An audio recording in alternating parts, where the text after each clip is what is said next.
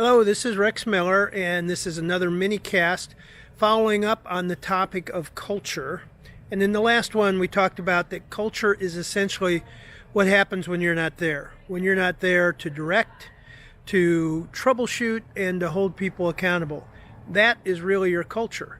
It's not your vision, mission, values, all of that. You can aspire to that, but you have to first start with what you really have. And what you really have is a product of, first of all, what you say. Number two, what you value. Now, we talk a lot about values, but value is essentially what you think is important, what you give time to, what you give money to, what you give recognition to. That's what you value. We'll talk about that because it's a really important distinction between your values and what you value.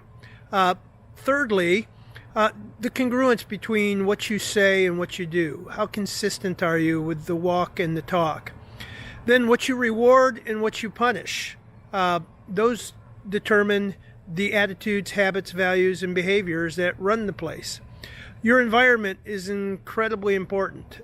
Is your environment communicating what's important, who's important, what we do? Is it easy to navigate, easy to understand?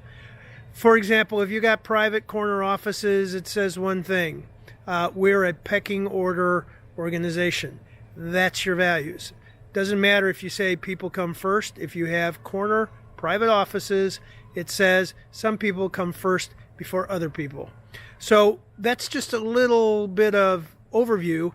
And if you want to learn more about how to find out what your culture really is, and we call that the shadow culture, the culture you can't see, just give us a ring. We'll walk you through, no charge, give you a little roadmap on how to find out what the real culture is, because that's where you have to start.